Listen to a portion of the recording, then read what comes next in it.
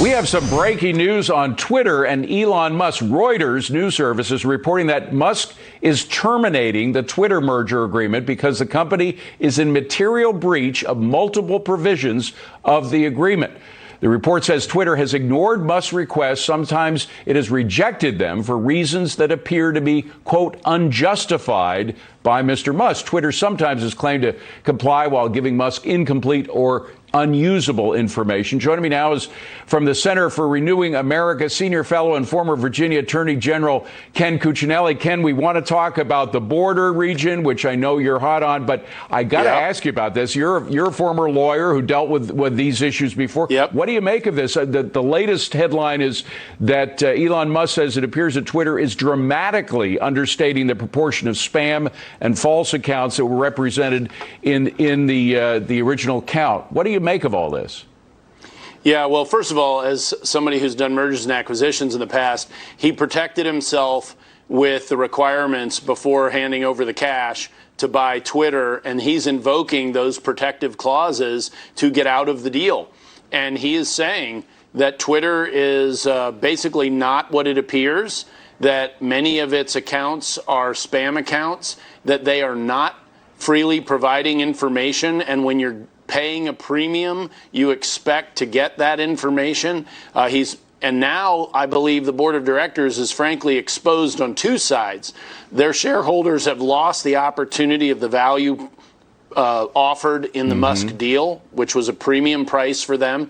And two, Twitter's been exposed and their board has been exposed as not doing its job. Wow. That they have really been falsely suggesting they're bigger than they are, and advertisers may have claims as well that come out of this. So this is only the beginning of a whole new set of news related to Twitter. Well, to put a dollar figure on it, I mean, he was offering, what, about $54 a share. It's now it's down 5% today, but again, the market closed before this news came out.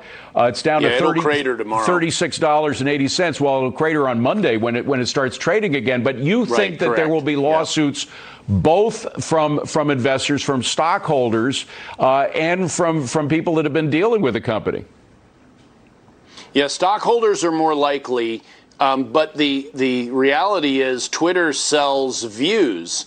And if those views to advertisers are not real people, then they have been defrauded. And so the potential for those claims exists. Those are going to be what I might call friendlier, because it's business dealings between parties that may want to continue to do business, much more so than the shareholder suits, where they'll be out for blood. Oh, they'll be ticked. They'll be ticked. And does this mean that the management, the entire management team, is subject to these lawsuits, and they have to pay it out of their own pockets, or what? Well, every company will have insurance for this sort of thing, but they'll be the named defendants. Yes, it'll be their name and their head on the block, even if they're indemnified for it, which they will be. Yeah. No corporation goes forward without director and officer insurance any longer. But it also exposes, frankly, the lack of applicable professionalism of the board members. I mean, this board has skewed more and more political rather than being a business board of directors. And the weakness of that is being exposed dramatically today. Absolutely. Well, it's going to be fascinating to see what happens on Monday and what happens to the competitors of Twitter, because there's some interesting competitors now, particularly ones that are affiliated with the former president that could take advantage of this. All right, let's move to the border, if you don't mind. It's clear as the light of day that everybody's overwhelmed by what's happening at the border. The question is whether what is happening there it could actually be defined as an invasion. There's a lot of questions about it, constitutionally, politically. You think it is an invasion. Explain why. Right. Sure. So I actually thought it was an invasion a number of years ago, that whether the federal government is doing its job of protecting the border is a secondary question. It's just more dramatic here with an administration that is not protecting the border. So the states are left on their own. And at the end of Article 1, the founding fathers, and James Madison spoke directly to this, left the states the ability to protect themselves. They don't need congressional permission, and the wording is when actually invaded. And they don't define invasion. Invasion is left to be defined by the state. And that may sound strange to some people today, but it's easier to understand if you go back 200 years plus to the beginning of the Constitution. Then Georgia was the southwest border. They couldn't pick up the phone and call George Washington and then fly some troops down, not that there were many troops at the time, to deal with any incursion. The governor of the state, who's the commander-in-chief of that state, made the decision and dealt with them himself. And the advances in technology and transportation don't change who has the legal authority to make that decision.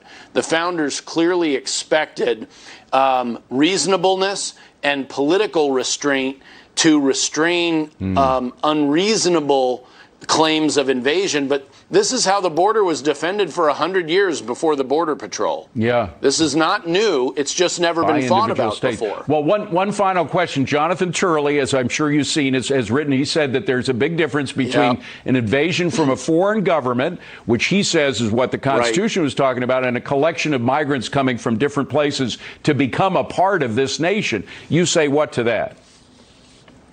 Yeah, I have a lot of respect for Jonathan Turley, but he's wrong in this instance. And if you look at the Arizona Attorney General Mark Brnovich's legal opinion, he addresses this directly. He points to none other than James Madison, who wrote Article 1, as using an example of just smugglers, which as falling under the jurisdiction of this provision we're talking about, is qualifying as an invasion. And smugglers, the drug cartels, aren't just crossing the border back and forth, they're running the entire operation with an intelligence network and so forth. So, like I said, I respect Jonathan Turley greatly, but I don't agree that he has taken all the information into account for this. It isn't just nation states, and it's never been that way. Well, and it's clear that right now the federal government is not fulfilling its role in terms of protecting states from what's happening at the border. So something has to be done. Ken, thank you so much for giving us your insights into the